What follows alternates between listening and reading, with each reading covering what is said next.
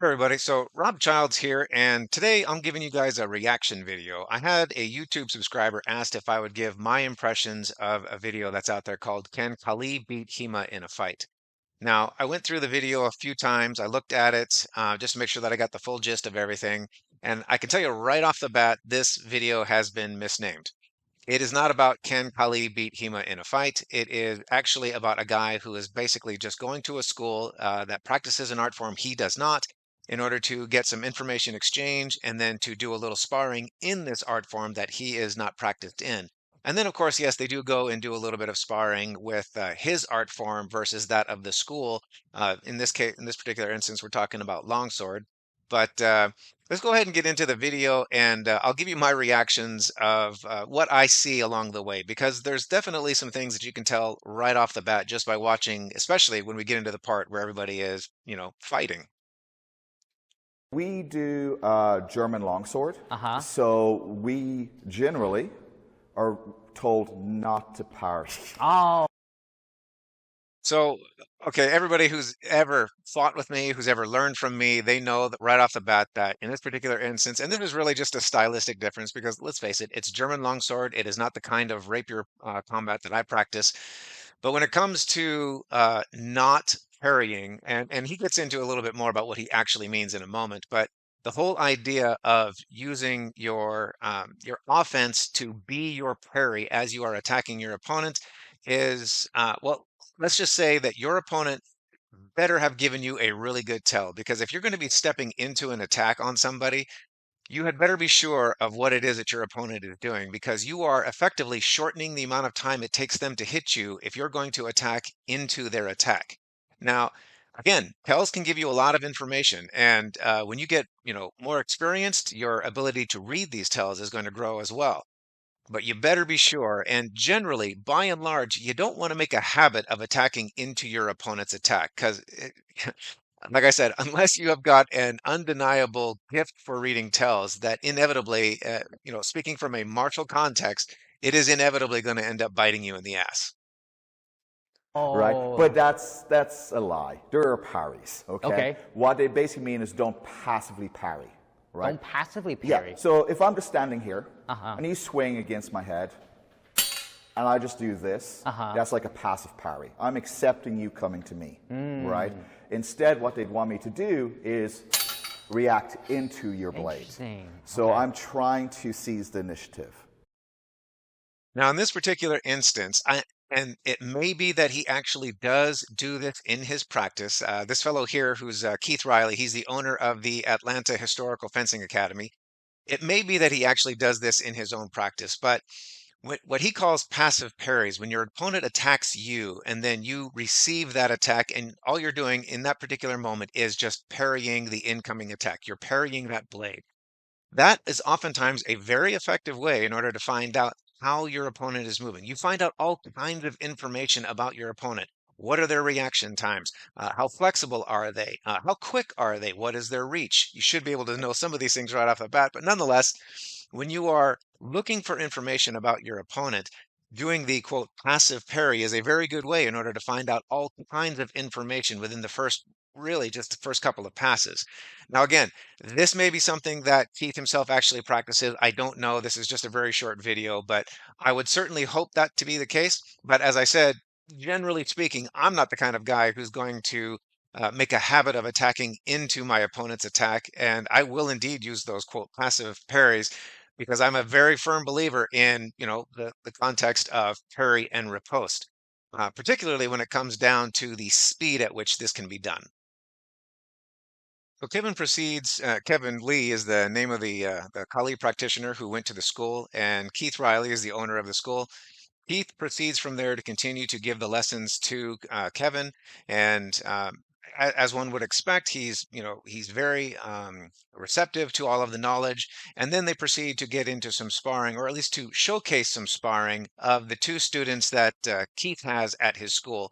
And thankfully, I mean, while I was, a little leery of that statement about there not being any parries in the passive sense, at any rate, always attacking into your opponent's attack.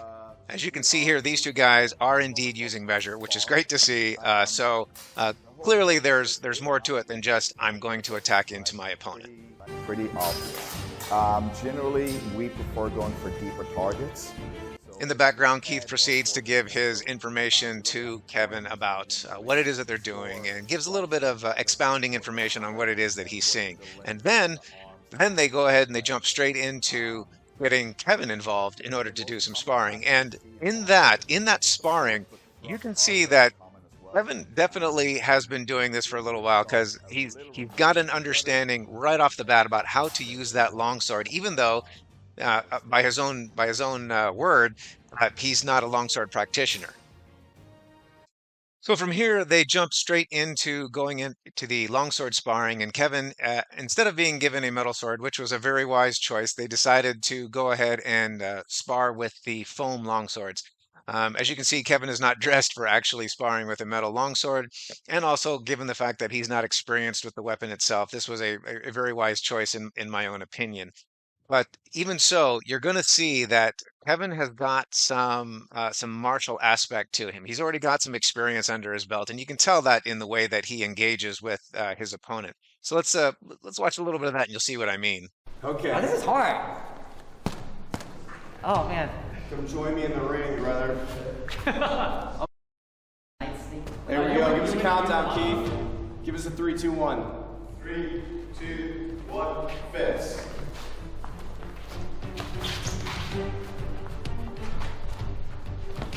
Nice. Right there, you can see that Kevin has already got an eye for not just simply going after the stereotypical targets of hitting somebody in the torso or even into the head. He saw that the leg was sitting out there. He saw that it wasn't moving a whole lot, and sure enough, he went for it, which is exactly the thing that you should do.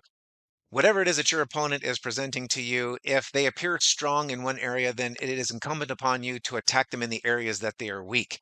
If you want to take apart somebody's defense, sometimes it means taking out those shallow targets and giving themselves something else to think about while they're in the midst of the fight. Because if you can take somebody's mind, and this goes to the psychology of the fight, if you can take somebody's mind and focus it on something else, then you can open up their defense for those deeper targets that you might be more interested in.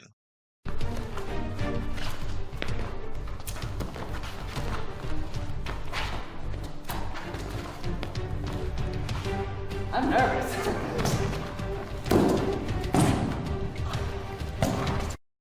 I like the fact that Kevin's opponent is taking multiple shots at him and he's actually parrying. I mean, it's not just simply absorbing the hits, he's actually utilizing his sword in order to counter that of his opponent's sword. I really like seeing that. Again, it speaks to the fact that he already has some experience under his belt and he's fencing in a way that is more martial. He doesn't want to be hit, even though, it's foam swords. They know that they're just sparring. He's practicing in a way to try and keep from being struck at all.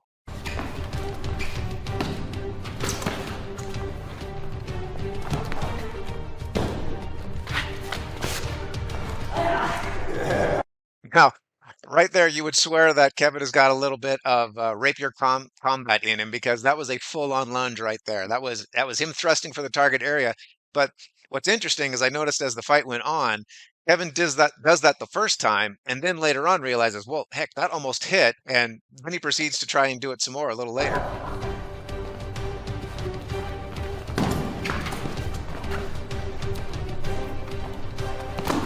Yep, reaching long, reaching long. Oh, nice. 10 seconds. So that goes on for a few more seconds, and then they get into what I think is probably the more interesting part of the video, where Kevin actually brings out his art form against that of the longsword. So I'm just going to go ahead and fast forward to that area right there. And as you can see, Kevin is already taking note of the length discrepancy of his weapons versus that of his opponent. Now, under normal circumstances, if Kevin was less experienced than he appears to be, I would say that this is probably would be a significant detriment to him because in the beginning, the longer weapon does have a tendency to help you out because it allows you to stay farther away from your opponent.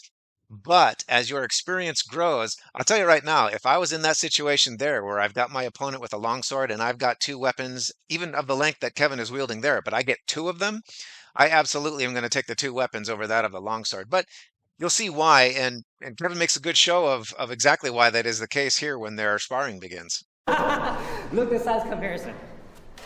Oh, but you got two of them. Yeah, exactly. You got two. 3, 2, 1, fist.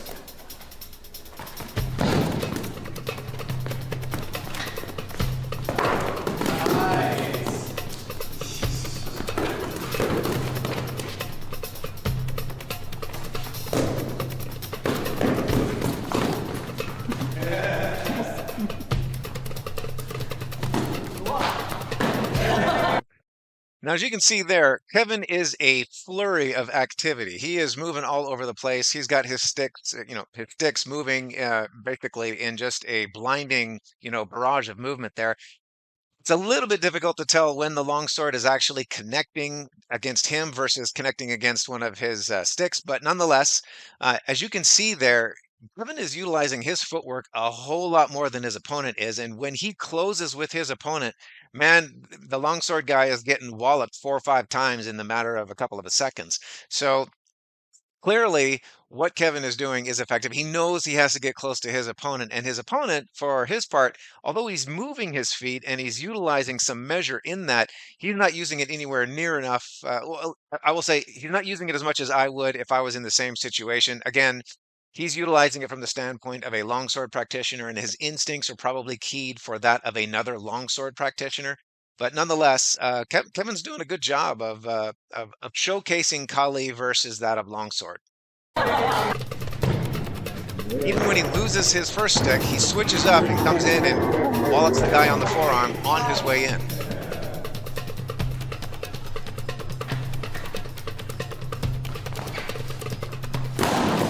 Okay, that one was probably a double.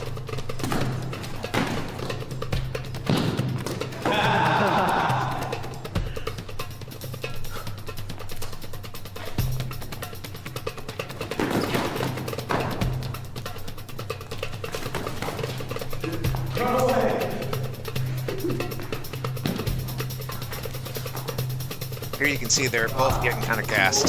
Nice. Oh, good one.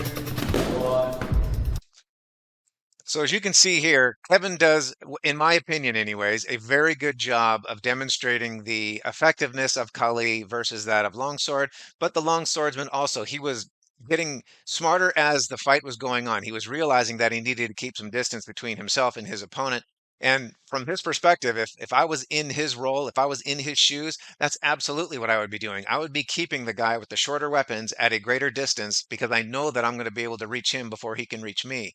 Again, if you are a good practitioner, it's not going to matter all that much the fact that you've got shorter weapons. In this case, Kevin does a good job of being able to close with him. And I have no doubt that if this kind of practice was to go on more often, more frequency, that Kevin would develop how to exactly close with his opponent in order to close out the lines as he's approaching and then proceed with the blur of walloping blows once you're inside that person's range.